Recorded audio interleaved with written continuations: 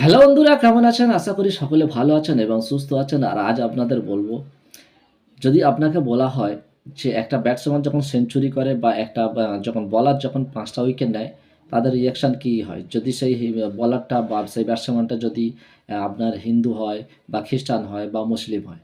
আপনি বলবেন হয়তো হিন্দু হলে তাহলে সে তার যে ঈশ্বরে বিশ্বাস করে বা যে গডে বিশ্বাস করে বা যে ঠাকুরে বিশ্বাস করে, সেই ঠাকুরের লকেট যদি গলায় থাকে সেই লকেট ধরে চুমো খাবে, এটা করবে।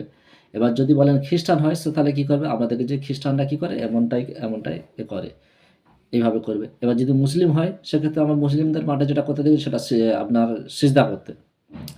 এবার আপনি বলবেন, আপনাকে আমি প্রশ্ন করি, ভাই সব প্লেয়ার কি করে? না, সব প্লেয়ার করে না। যে যার ব্যক্তিগত ব্যাপার। তার যদি বিশ্বাস ওইভাবে হয়ে থাকে সে ওইভাবে করে থাকে। আর আপনি হয়তো প্রশ্ন করবেন যে ভাই এখন এই প্রশ্নটা উঠছে কেন? এখন ধর্মীয় প্রশ্ন কেন তুলছেন?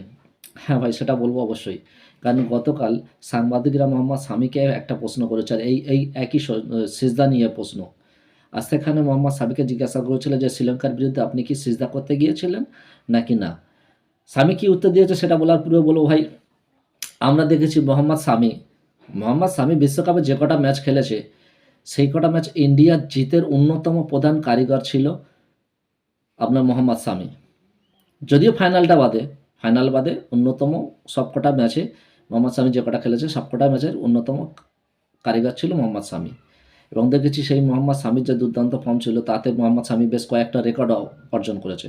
যেমন আপনার এক নম্বর রেকর্ড হচ্ছে যে একটা বিশ্বকাপে কোনো প্লেয়ার ৩ টে ৫ উইকেট বা ৫ উইকেটের বেশি নেওয়ার রেকর্ডটাও মোহাম্মদ শামির কাছে এসে গেছে।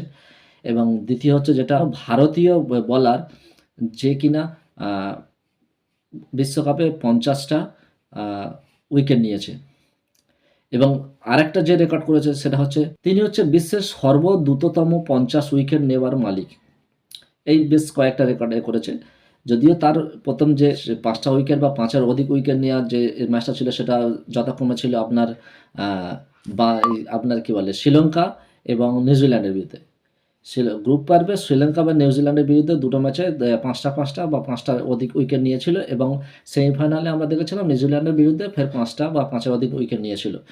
আর সেক্ষেত্রে যেটা করেছিল আমরা দেখেছিলাম, শ্রীলঙ্কার বিরুদ্ধে মোহাম্মদ শামি ৫টা উইকেট নেওয়ার পরে কী করেছিল, গিয়ে হাঁটু গেড়ে বসেছিল এবং সেইটা নিয়ে হাঁটু গেড়ে বসেছিল এবং কিছুক্ষণ পরে উঠে চলে আসে এবং সেইটা নিয়ে আমরা দেখেছি বাংলাদেশি এবং পাকিস্তানি যারা আছে তারা এইটা নিয়ে সমালোচনা করেছিল যে মোহাম্মদ শামি সিজদা করতে গিয়েও করতে পারে না। কারণ কি না, তা মানে কি বলে হিন্দুস্তানে বাস করে বা ভারতবর্ষে বাস করার জন্যে সে মুসলমান হয়েও সিজদা করতে গিয়ে সিজদা করতে পারে না। কারণ সিজদা করতে গেলে তাকে সমালোচিত হবে এবং তাকে টিম থেকে বাদও যেতে পারে। এই নিয়ে তারা আলোচনা করেছিল। ইন্ডিয়ার টিমকে আলোচনা কিছু এবার ইন্ডিয়ার আ মানে ধর্মী ব্যাপার নিয়ে আলোচনা করেছিল। এবার বিষয় হচ্ছে যেটা কালকে স্বামীকে টিম যখন এই সাংবাদিকরা প্রশ্ন করে, স্বামীকে জিজ্ঞাসা করে যে, "আপনি কি আ শ্রীলঙ্কার বিরুদ্ধে ৫ উইকেট নেবার পরে আপনি কি সিজদা করতে গিয়েছিলেন?" আপনারা দেখবেন সেখানে স্বামী সর্বপ্রথম যে কথাটা বলে যে, "আমি গর্বিত যে আমি একজন ইন্ডিয়ান মুসলিম।" আর ধর্মীয় কথা বলতে গেলে কি, আমি এর পূর্বে আপনারা দেখেছেন আমি বেশ কয়েকবার ৫টা বা ৫ এর অধিক উইকেট নিয়েছি। সেক্ষেত্রে আমাকে কোনোদিনও আপনি দেখবেন না মাঠে সিজদা করতে। আর ওই যে ম্যাচটার কথা বললেন, ওই ম্যাচটা আমার যতটা শক্তি বা আমার যতটা চেষ্টা করার বা আমার যতটা ক্ষমতা দেওয়া তার থেকেও বেশি দেওয়ার আমি চেষ্টা করছিলাম। আমার চেষ্টার অধিক সীমা পর্যন্ত চেষ্টা করছিলাম যাতে করে কিনা আমি আরও দুর্দান্ত পারফরম্যান্স করি। সেক্ষেত্রে আমার দেখা গেছে আমি বোলিং করার সময় বা বোলিং করার পরে যখন ৫টা উইকেট পাই তখন আমি খুবই ক্লান্ত হয়ে গেছিলাম। তাই গিয়ে কি বলে হাঁটু গেড়ে বসেছিলাম। যদি এই বিষয়টা নিয়ে অনেক সময় যে সোশ্যাল মিডিয়ায় হয়েছে, মোহাম্মদ শামিও এই বিষয়টাকে নিয়ে বলেছে যে, যারা এই যে নোংরা যে কাদা ছোঁড়াছুড়ি করছে বা নোংরা সমালোচনা করছে, নোংরা ট্রোল করছে বা মিম করছে, তাদের উদ্দেশ্যে বলছি যে, এটাকে বন্ধ করেন। এটাকে বন্ধ করেন।